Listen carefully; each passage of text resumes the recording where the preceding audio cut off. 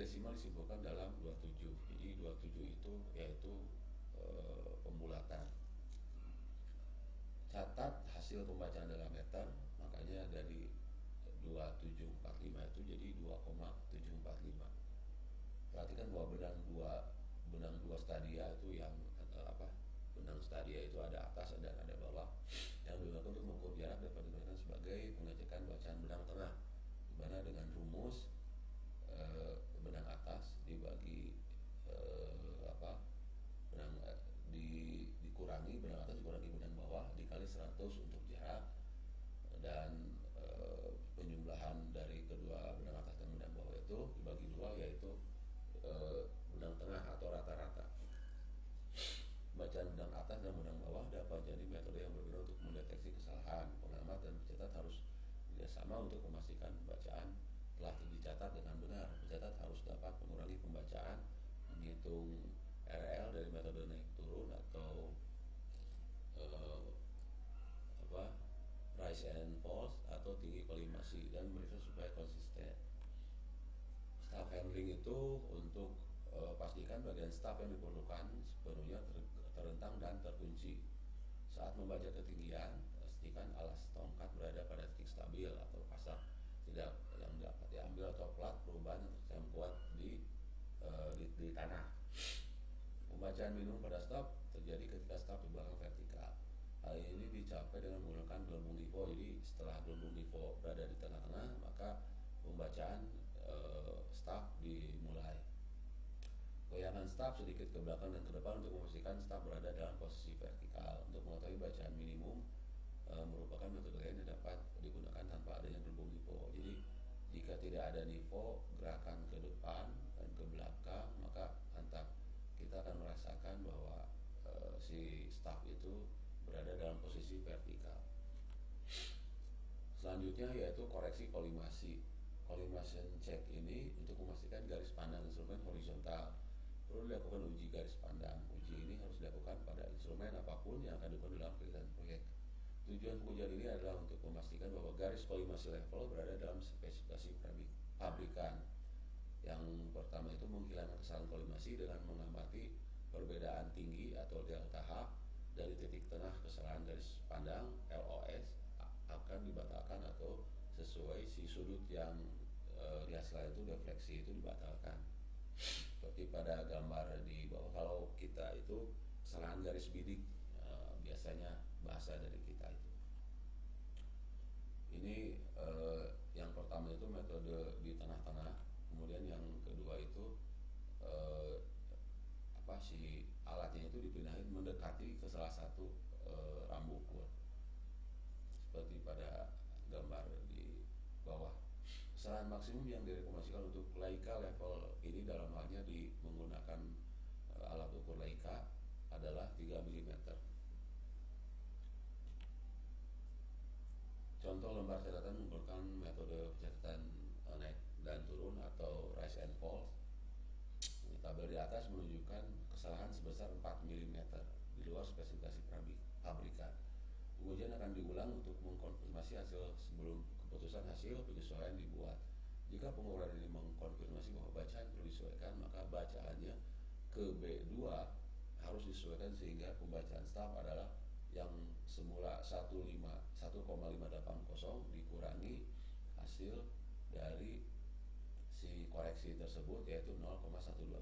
Jadi bacaan yang asalnya 1,580 menjadi 1,460. Selanjutnya yaitu measuring and reduction technique. Aturan dasar leveling dalam penggunaan level otomatis untuk kontrol vertikal dan perbedaan ketinggian perlu mengingat 6 aturan peralatan berikut. Yang pertama, instrumen harus dirasakan dan benar, bebas menurun, periksa gelembung melingkar, penurun ketuk. Jadi untuk memeriksa apakah gelembung atau nifo itu bekerja, diketuk biar bergerak. Kemudian jarak pandang belakang harus kira-kira sama dengan jarak pandang ke depan. Jadi si alat itu sebisa mungkin ditempatkan di tengah-tengah antara dua rambu. Instrumen, tongkat dan plat pengganti harus stabil, dan tongkat diletakkan pada plat pengganti. Jadi di rambu ukur itu harus benar-benar stabil dan tidak ada perubahan posisi.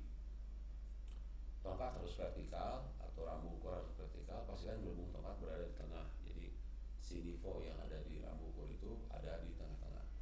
Hilangkan paralaks, baca garis tengah, fokus tajam dan bertepatan antara garis bilik dan objek. Set fokus retikul atau benang silang dengan lensa mata. Fokus objek untuk menghilangkan paralaks.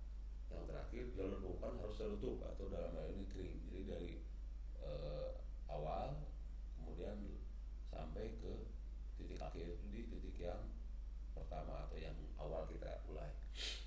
Pengukuran jarak umumnya kurang dari 100 meter dan pengamatan ketinggian jarang dilakukan pada jarak lebih dari 50 meter. Umumnya 30 meter sudah cukup. Keterbatasan ini membuat kita untuk mengabaikan pengaruh permukaan bumi dan faktor skala. Ketinggian akan dirujuk ke datum ketinggian Australia, didefinisikan sebagai rata-rata muka laut pada 30 penurunan surut di seluruh Australia. Spesifikasi leveling yang dilakukan di Australia ini yaitu adanya kesalahan penutup saat melakukan perataan diferensial atau perataan diferensial total station. Kesalahan menjorok secara proporsional dengan akar kuadrat jarak yang ditempuh. Penilaian kesalahan penutup harus dilakukan untuk memverifikasi bahwa jalur perataan maju dan mundur termasuk setiap ruang berada dalam batas kesalahan penutup maksimum yang diizinkan. Dalam hal ini kesalahan penutup yang diizinkan menggunakan rumus N akar K, di mana K tersebut jarak dalam kilometer. Kemudian selain RM, 3 standar menggunakan nilai empiris dikomunikasikan. Yang pertama, si N-nya itu 2 mm akar K atau 6 mm akar K atau 12 mm antar K. Itu si toleransi kesalahan penutup yang diizinkan. Peralatan untuk kesalahan penutup maksimum yang direkomendasikan sebesar 12 mm akar K, level optik 2 mm akar K, pemeriksaan kolimasi di awal proyek, tongkat kayu atau fiberglass ini yang dipakainya itu dikalibrasi dalam 5 tahun. Gelembung tongkat terpasang dan akurat hingga 10 vertikalitas. Tripod teleskopik, plat ganti standar, termometer akurat hingga 1 derajat Celcius. Masih di dalam spesifikasi leveling yang dilakukan di Australia, teknik pengukurannya perataan 2 arah, kemudian pandangan ke depan kira-kira sama dengan pandangan ke belakang, pembacaan tongkat hingga 1 mm, suhu dicatat di awal dan pada interval 1 jam atau pada perubahan kondisi yang nyata. Jarak pandang maksimum 80 meter, jadi di bawah 80 itu si jarak antara alat dan rambu. Jarak bebas ke tanah minimum 0,3 meter. Salah satu dari alat ukur level otomatis yang digunakan untuk latihan perataan adalah Leica NA720 atau NA724. Differential leveling, teknik perataan metode rise and fall atau naik dan turun. Garis pandang horizontal dibuat menggunakan beberapa bentuk mekanisme perataan, yaitu tabung waterpass atau bandul berayun. Tongkat bertingkat dibaca melalui tingkatan teleskop. Ketinggian titik dapat ditentukan dengan terlebih dahulu membaca garis pada benchmark. Tongkat kemudian digerakkan ke titik yang diinginkan, level diputar dan tongkat dibaca lagi. Hasil pembacaan pada BM disebut backside. Kemudian hasil bacaan setelah alat diputar dan tongkat digerakkan adalah pandangan ke FS atau foresight. Untuk melanjutkan perataan, tongkat tetap berada pada titik B dan instrumen digunakan ke tengah antara titik B dan C, yaitu di STN2. Jadi kalau istilahnya itu polanya itu loncat katak ya. B disebut titik perubahan CP atau titik balik atau TP.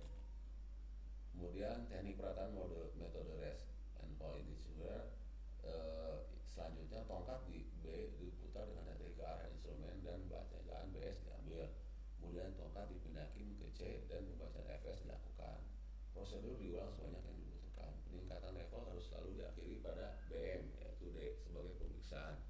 Jadi dari awal dan akhir itu harus yang diketahui si ketinggiannya itu untuk pemeriksaan. Booking and field reduction procedure, ada 2 metode reduksi untuk menghitung elevasi dari penempatan backside dan foresight. Yang pertama tadi metode rise and fall.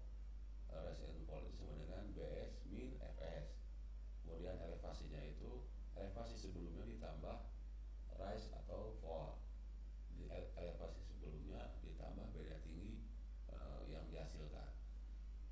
selanjutnya metode tinggi kolimasi, di mana elevasi ditambah backside.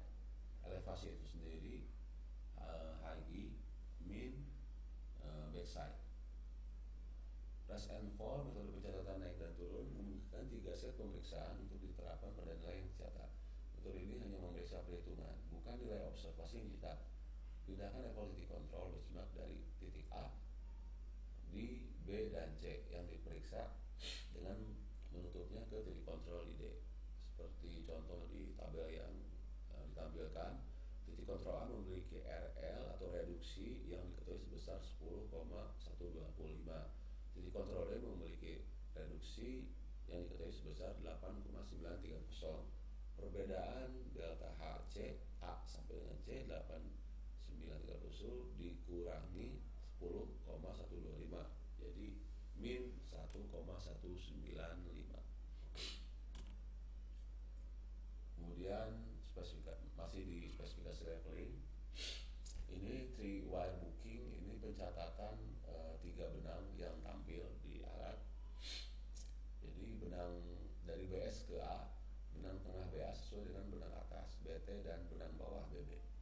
Jarak dari BA min BB dikali 100, jadi menghasilkan 40,1 meter jarak dari BS ke A. Kemudian dari FS ke CP1, BT yang sesuai itu BA plus BB dibagi 2 sama dengan BT.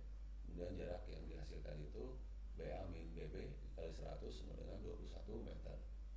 Setelah mengubah stasiun pengamatan, jadi setelah si alat berpindah BS ke CP1, BT tidak sesuai dengan BA plus BB dibagi 2 yaitu 1,580. Apakah ini salah pencatatan? Nah, makanya diperiksa juga jarak 24,6 meter. Pemeriksaan lebih lanjut itu BA min BB dikali 200 sebanyak 36,6. Solusinya, jangan mengambil nilai rata-rata antara BA dan BB untuk mendapatkan pembocahan benang tengah yang disempurnakan. Gunakan sebagai cek. Jadi jangan langsung diambil, itu dipergunakan untuk si perhitungan si BA min BB dikali BA min BB dibagi 2 itu untuk digunakan sebagai checking hasil pengamatan kita. Kemudian selanjutnya area leveling, rise and fall method.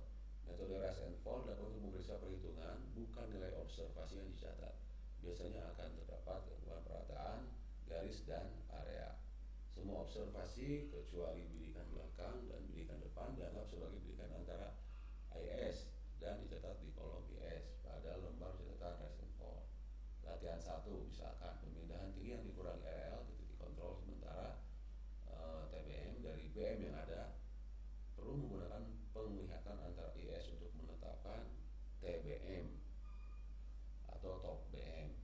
Latihan 2, perataan dan pemetaan area akan menggunakan IS untuk menentukan tingkat penampang, tetapi juga memerlukan sejumlah titik perubahan CP untuk melakukan pengamatan di area tersebut. Jadi si alatnya itu berdiri sebanyak 3 kali kalau sesuai di gambar di sebelah kanan.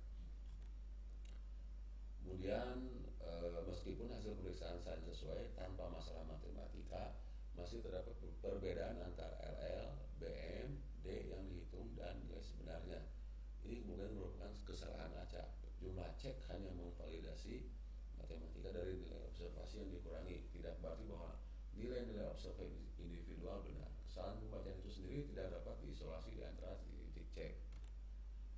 Kemudian titik bidik belakang BS level yang disebut titik BM diambil dan ditambahkan ke RL dengan diketahui di mana ini menjadi ketinggian kolimasi atau RL dari bidang horizontal yang diamati dengan rumus HC sama dengan RL yang diketahui ditambah BS. Kemudian RL di mana di poin di mana saja dengan rumus HC min IS atau FS. Metode ini memungkinkan titik perubahan CP akan dihitung sebagai BM sementara atau TBM. Pengaturan instrumen dilakukan memiliki HC baru berdasarkan LLCP dan FS baru. Ini hanyalah soal kenaikan atau menurunkan